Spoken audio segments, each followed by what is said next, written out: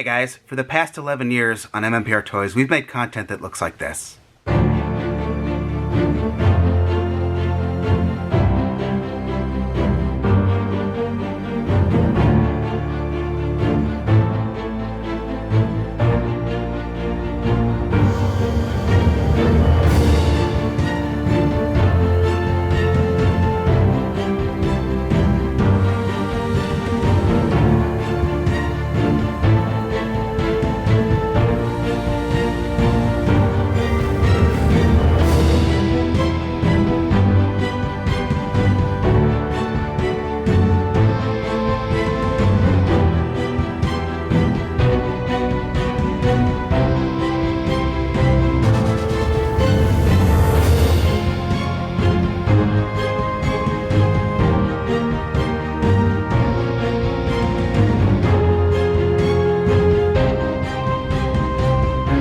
But even after all these years, this is still how so many people seem to see our channel and group us as just standard toy reviewers, and that's basically what we do.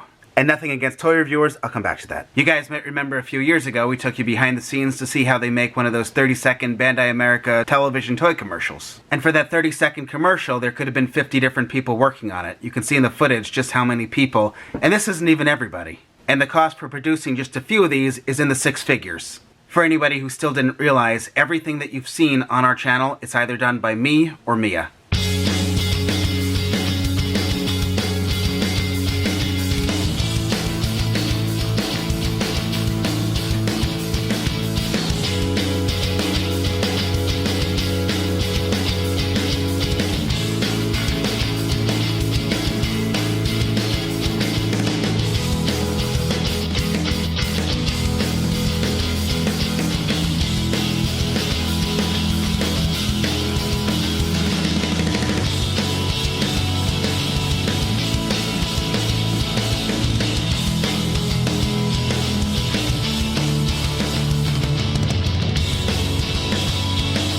And coming back to the Ninja Steel commercial, this is an entire team of people that had... Do you remember how long it took from pre-production to the time it was on air, Mia? I think it was a couple of months.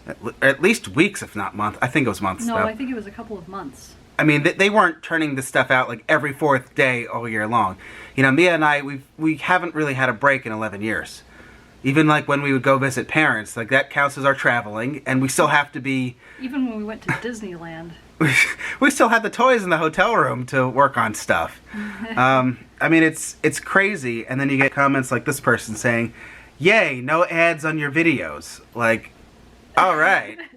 Hooray, now I don't have to sit through an ad. Like, there are like so many things I want to address. And I mean, I get it, ads are annoying, but, you know, that's how all this content is available. It has to get paid for somehow. I don't know why so many people... I mean, not just on our videos, but on so many others. Right. So many people just kind of feel like they're owed content. It's getting exhausting. Like, we just keep working longer and longer hours, and we're just seeing less and less of a return. Is it because we make bad videos? I don't think so. To this day, there aren't many people on the entire internet that are making Power Ranger toy videos like we do. And those that are, they're not making them with the frequency in which we do. I mean, there aren't that many MMPRtoys channels out there. I might actually go so far as to say toy videos in general. And I mean, we've definitely seen some really cool toy animations on YouTube, but in most of those cases, well, probably in all of those cases, they fell under 2 categories. One, it took, if it was an individual, months for them to produce it, and they're not uploading a new video every week.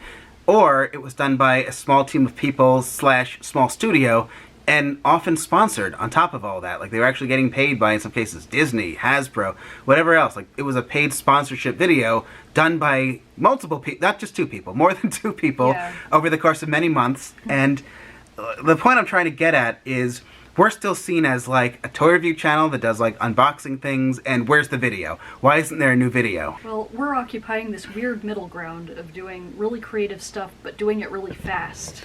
You know, there are a lot of nice people who say, take as much time as you want, we'll wait. And we really appreciate you guys. Here, I drew a thing. Here are all the much appreciated people that always say, take your time worth the wait. And over here we've got, where's the video? Part of that is YouTube's algorithm. Right. And now it's time for dinner at 9:30. We're having Taco Tuesday on Friday at 9:30. That's how far behind we are. Yeah. Taco Tuesday on Friday. Well, you want some tacos, Mochi? Yeah, tacos? Mochi. I gave Evox a little bit of a paint job. It's a little better, right? Gave him nice shiny paint. It's not done. That was shutting down, but Mia said a good thing. We're trying to perform at the level of a small studio, but on the timeline of a toy reviewer. I know what I'm trying to say, but wording this video is harder than I thought it was going to be. The problem with grouping us with just like any other toy reviewer, I mean, I think someone even kind of said as much. Like, if you just see us as people that buy toys and open them, should we get hit really hard with the FTC thing, it's harder to make the case for, like, moving stuff to Patreon, because I think someone specifically said, basically, you buy toys that I wish I could have, and, you know, now I have to pay you for it, or something like that. Yeah, if all you think we do is buy expensive toys that you can't have, what, I mean, I get it. You know what I'm saying? Alright, it's time for RetroCon. I gotta go get dressed. Good for now.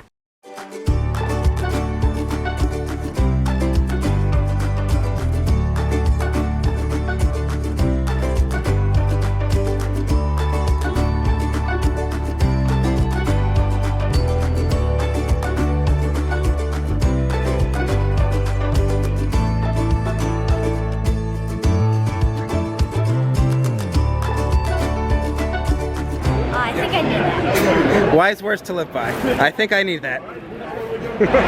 Hi, Mia. You need bite? Go bite.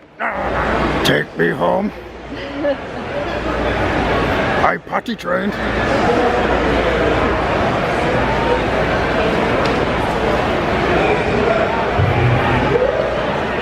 Mia found a pet. Can we keep it?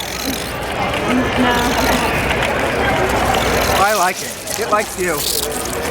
Jerry, did you need Meteor Girl? Meteor Girl. I'm glad we went to RetroCon. We almost didn't, but then we ended up going. It was just kind of good to get out of the house. And plus, RetroCon's a really good con. Coming back to the YouTube and FTC thing, Mia and I were already feeling like the channel was kind of becoming unsustainable for us, even before this announcement. So this more just, I guess, pushes us to figure out what we're going to do differently faster, because it sounds like we only have till December to figure it out. Back in the good old days, the way the channel used to work was Mia and I would be doing our fancier stuff in the background, and we would always have something like a news story or a quick look at something, episode review, whatever it was that could be done quicker. That would go up, and then when the fancier thing was done, we'd post that, and there would just always be more stuff.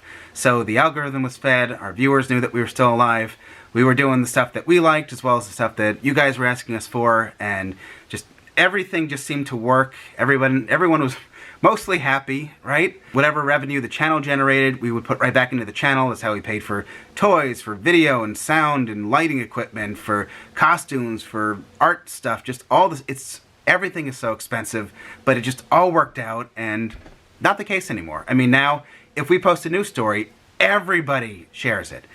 Maybe some people credit us, maybe some people don't. Doesn't really matter, because once it's out there, wherever you saw it, that's where you got the news from. So you're not going to come back to us and just hear the same thing over again, right? Easier videos are kind of out for the channel now.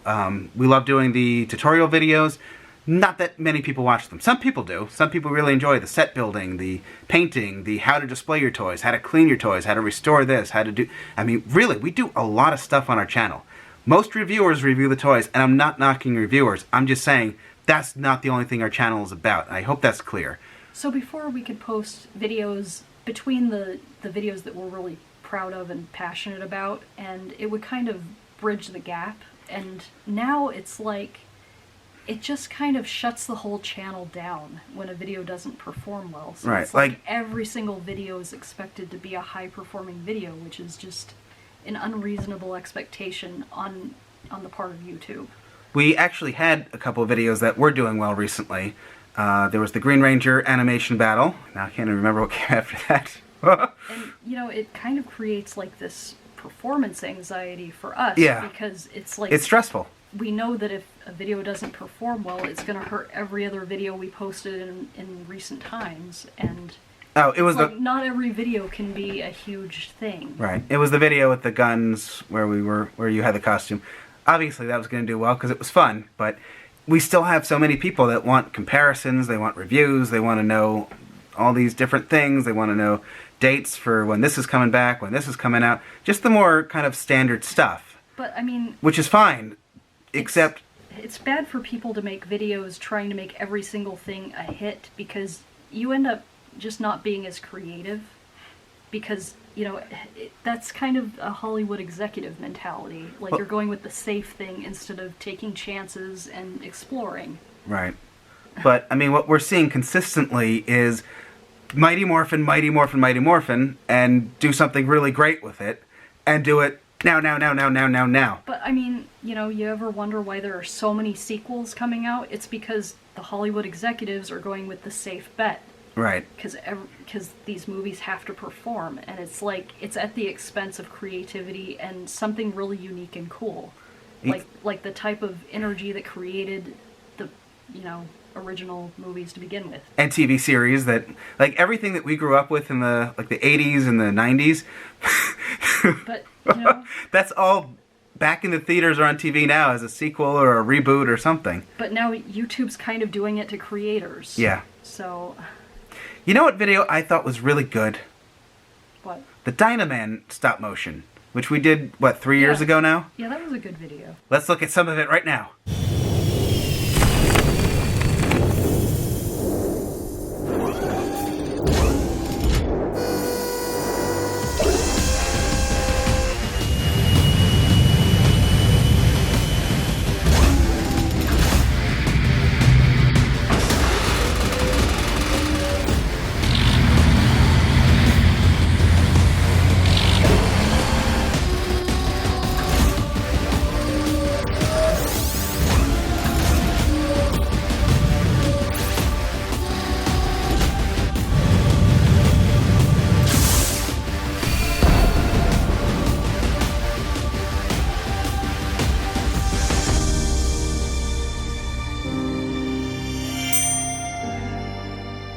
Right? I mean, that video didn't last very long, but, you know, other videos like SOC Megazord from Mighty Morphin, the Japanese fancier version, that did very well. A lot of videos featuring Mighty Morphin, speaking of safe, do tend to find their audience, but you guys know about Mighty Morphin. So, it's 12:30 in the morning, and we're trying to figure out how to conclude this video. I think we've already cut a lot of stuff. We're just not ready to talk about it yet, because... Thanks, YouTube. We have no idea how this FTC thing may actually impact us, but it's something we have to be thinking about now, and we are just kind of putting that out there. This was already becoming just kind of stressful. Well, not kind of stressful. This has been very stressful, and we would like to be able to answer more to our viewers than to an algorithm. At the moment, we're thinking Patreon is the next logical step to start moving more stuff there, so we're no longer thinking about numbers and algorithm. It's just, what do people want to see? Here's the video. It doesn't have to be any specific length. It doesn't matter how many views it gets. We could post just whatever. We don't have to be on a specific schedule. I could see that sort of being a way to get the channel a little bit more back to its roots. Right. In the good old days where, like, if we wanted to make a video where we're baking somebody a birthday cake, you know, we could. Shoving it in each other's faces. That's right. No, those are the cupcakes. Yeah.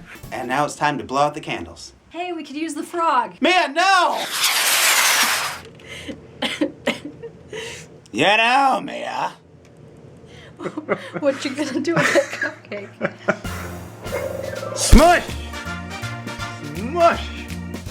Smush! But there's just a lot less room to be us and to do our thing, and we're constantly having to worry about, are people going to watch this video? We're not like Jake Paul people that are all about clout or whatever. We're about creativity and making something that's entertaining, that's inspirational maybe, that's just fun. It sucks that we have to worry about how many views is this going to get. Not so on Patreon. No, on Patreon it could be... Well, I mean, you have to post things that patrons want to see. Right, and it could be a bit... And it also doesn't have to be just Power Rangers. Like, people ask us for all sorts of different stuff on MMPRtoys, but the way YouTube is, it's really hard to introduce something that isn't just Power Rangers. Which could get me into another rant, but maybe I'll save that for another time. Day. Like I said, it's 12:30 in the morning. I think we are going to end here. I've probably said most of... Yeah, like, I don't see us just stopping MMPRtoys on YouTube entirely, but I think that probably Patreon is going to be a better place for some of the content to go. And actually, one more thing I might want to work in, this is something I've been seeing a lot of lately, we've been getting it, but it's not just unique to us, is people who will judge your work based on how many subscribers you have and how many views you have. And, I mean, that's, like, what is that? Whatever happened to the work speaking for itself? That's unfortunate, it's frustrating, and dare I say, a little stupid. I mean, even on our channel, the video that did the best, I don't think is our best video. I mean, I wish it was a different video, but I mean, that's just how it is. Alright, I'm sure you guys can imagine there are a lot more things I'd like to talk about, but I think I've said enough for now. I did want to thank everybody who's supporting us on Patreon, and just the people that do watch all of our videos when we post them, and people that are just generally supportive, or at the very least neutral, and not part of the people that like to cause us stress, and there's been a lot of that lately, so to the people that have just been nice, we thank you, we appreciate that. I am going to end here. Thank you guys for watching. Please subscribe if you haven't. I'm always back soon with many good videos, and good night.